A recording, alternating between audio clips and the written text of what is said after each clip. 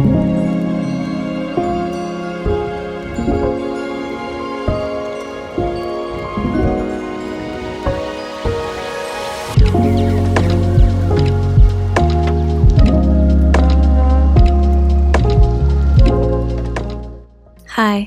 welcome to part 2 of my Alice in Wonderland drawing series.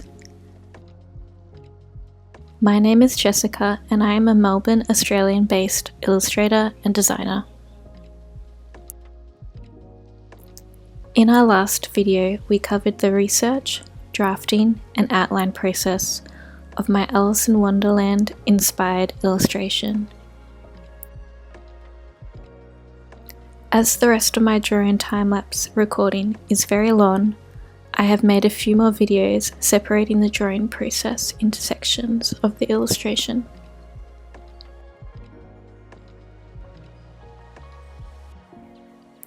Today we will be looking at the mushroom field section in the left-hand side of the page.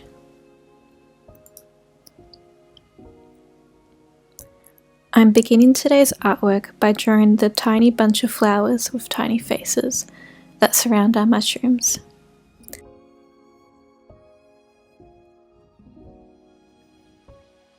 As mentioned in the previous video, because they are so small and there are so many of them, they take the longest to draw. I guess I was wanting to have them done and out of the way, so I could continue to focus on the other elements of the artwork.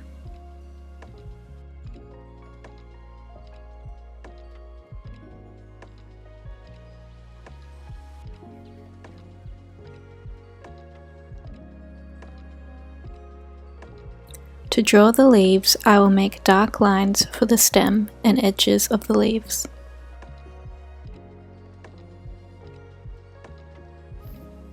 I will then draw thinner lines for the thin dents of the leaves.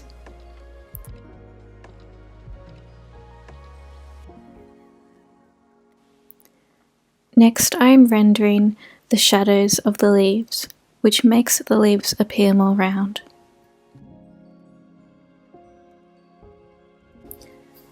You can see the leaves are overall a darker tone than the flowers.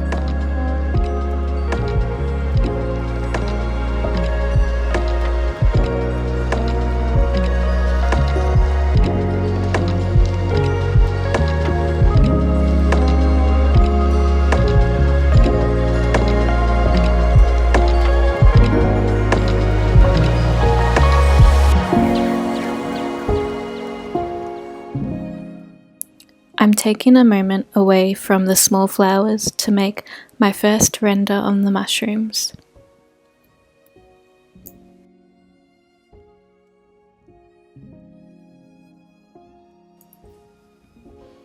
I make small parallel lines across the edge of the mushroom, in the opposite direction of the mushroom outline. This is a detailed way of creating darker line work through continuous small strokes.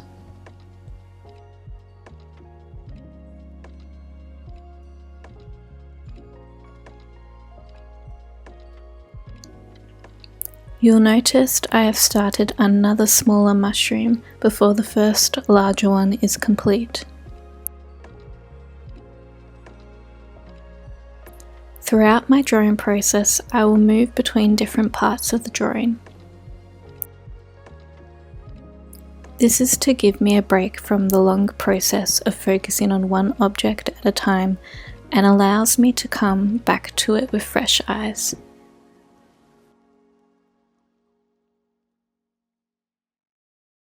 It keeps me more motivated to keep going when I draw a few different things rather than render out an object in a long process. I just draw where feels right at the time.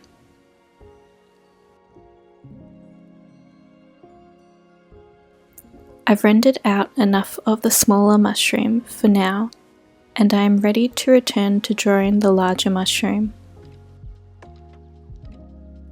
I'm using the same small stroke process to create the lines on the indented areas with the mushroom as I did with the edges of the mushroom.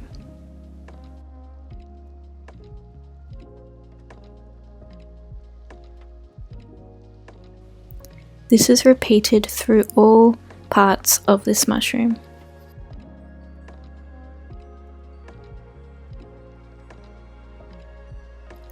I will now repeat this process through the surrounding mushrooms so the same level of rendering is done.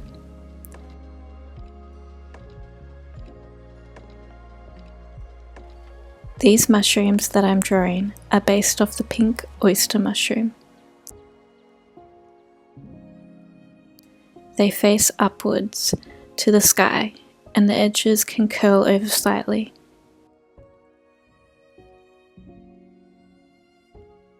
The pink oyster mushroom is native to the tropical regions such as Indonesia and central Mexico.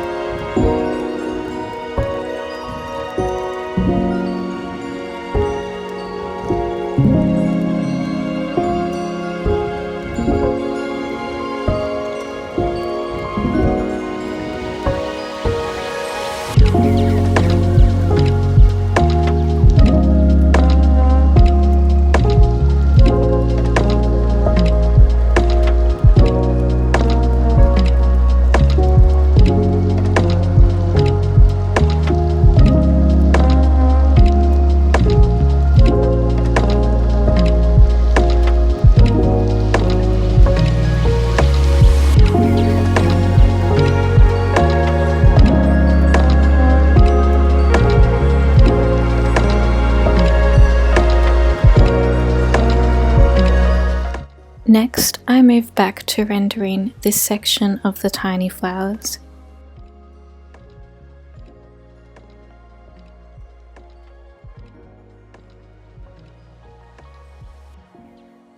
The Plock's cherry caramel is antique in appearance and reminiscent of the Victorian era.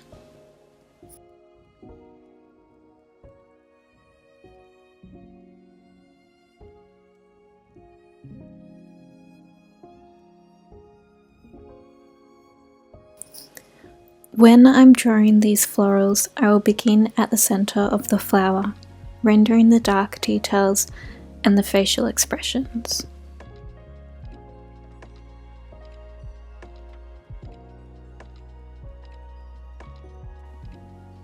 Using parallel line work, I will draw lines outwards from the middle of the flower, creating the blend between the dark and the light tones.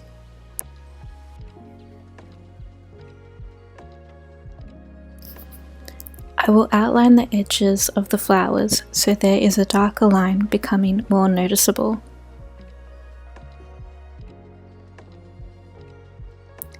I may also do some cross-hatching in any areas where blending is needed more.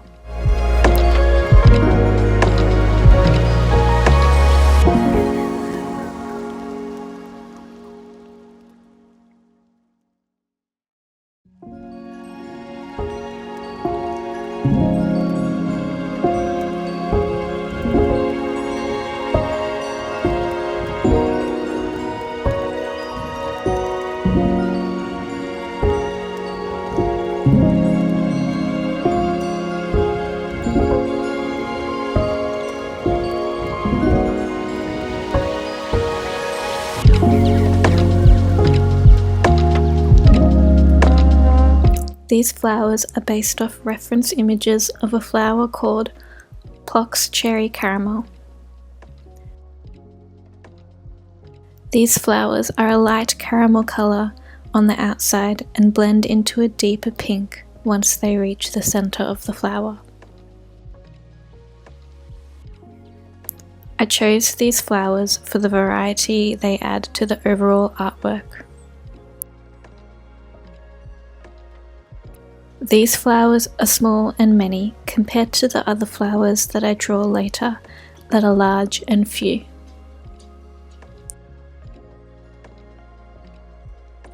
I wanted there to be a sense of wildness where nothing is the same whilst also looking visually appealing.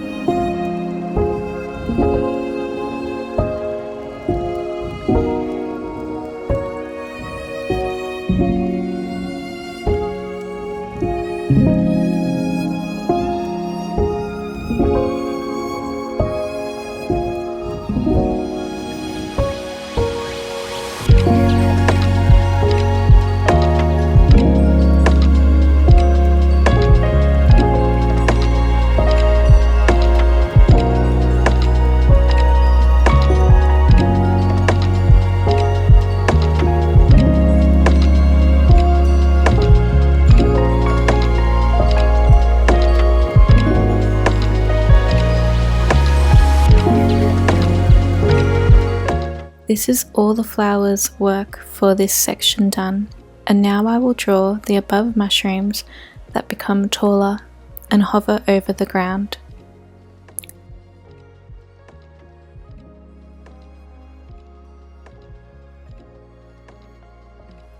This mushroom looks like the more traditional mushrooms that face downwards and have spot markings over them.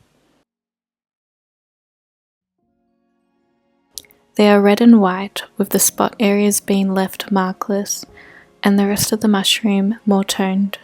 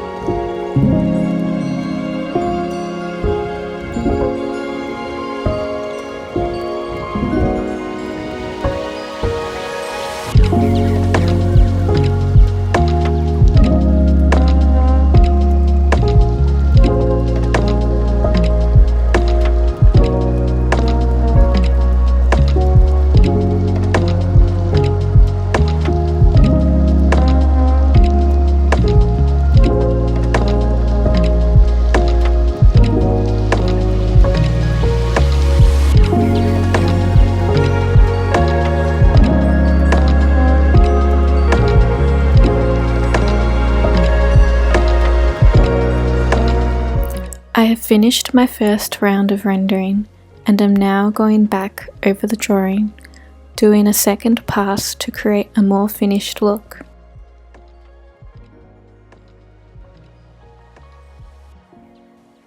I will go over the line work already made on the mushrooms and start the cross hatching in areas that I want to appear shadowed.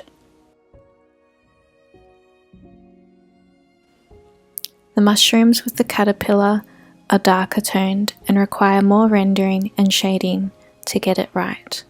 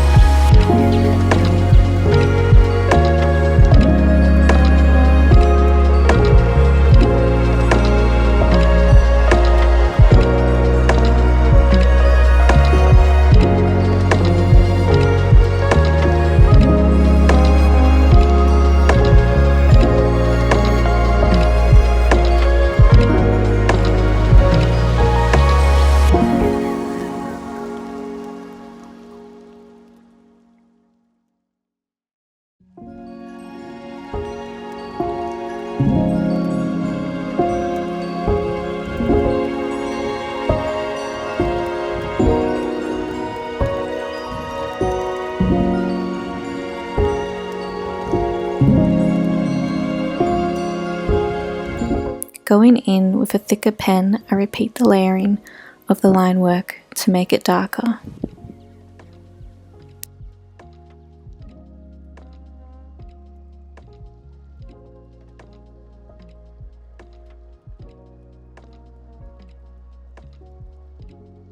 I then do a final pass over the mushrooms, making them the dark shade I am aiming for.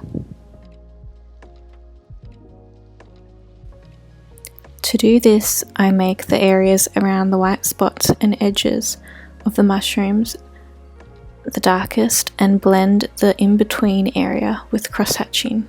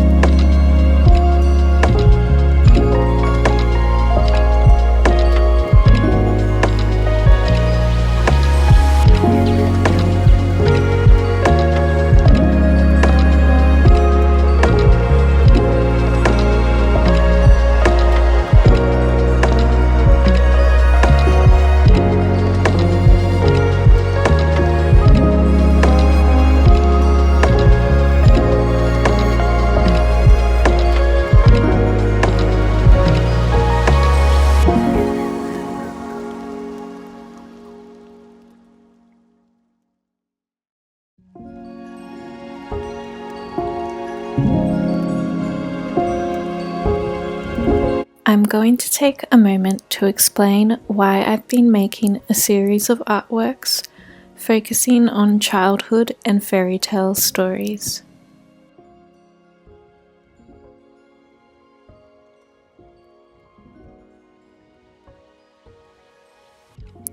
You may have noticed a theme here with my previous illustration video looking at Winnie the Pooh, and this artwork focusing on Alice in Wonderland.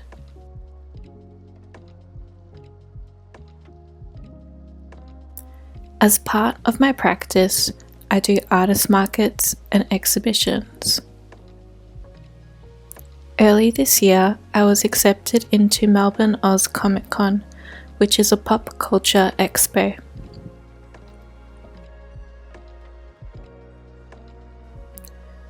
I had always wanted to do a stall here, and this was my first con exhibition.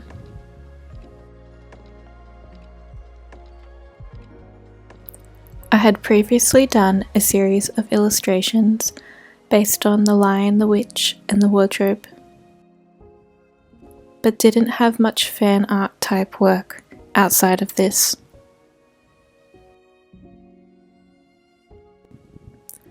I really enjoy creating art based on stories I admire.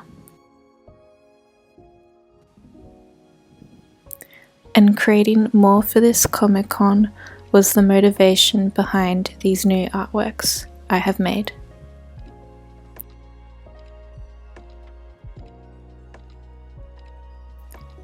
My aim was to create one new artwork each month up until the con, and I did. I started in January and the Melbourne Oz Comic Con was in June.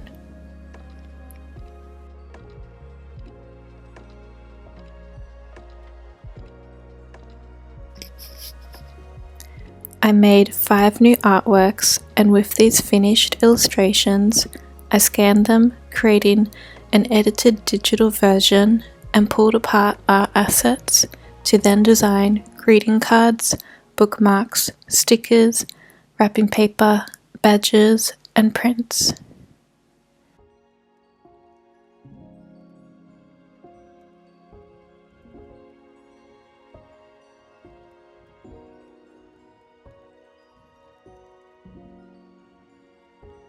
In recent years, I've found alongside full-time work and other life commitments, I had been making less and less art as I become busier, and this year has been a great push to motivate myself to get back into creating art regularly.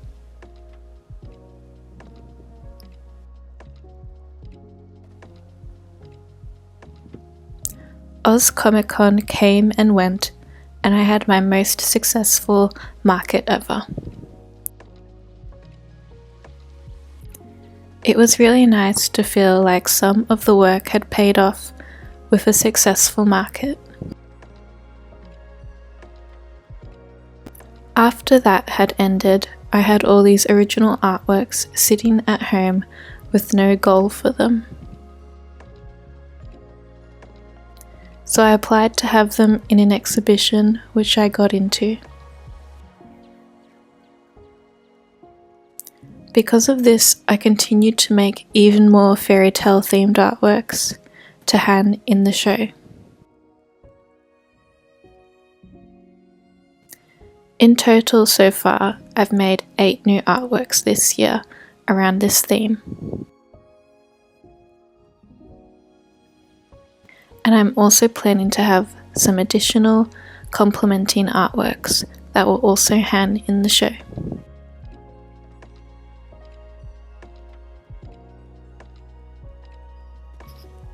If the exhibition is on once this video is out, I will leave information in the description on the event details in case there are any Melbourne-based viewers here. And then you will even have the chance to see these artworks in person.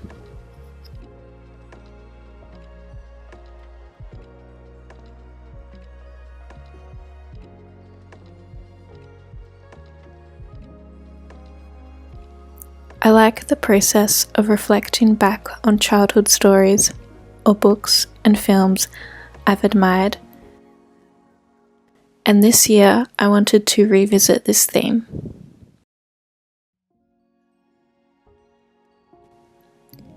Creating this collection involved a lot of research.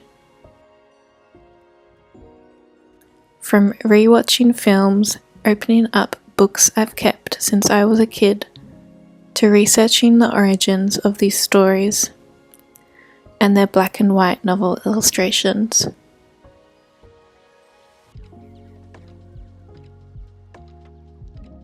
I love the idea of taking these concepts and creating my own spin on them. From designing a character's ball gown to creating my own vision of an enchanted city.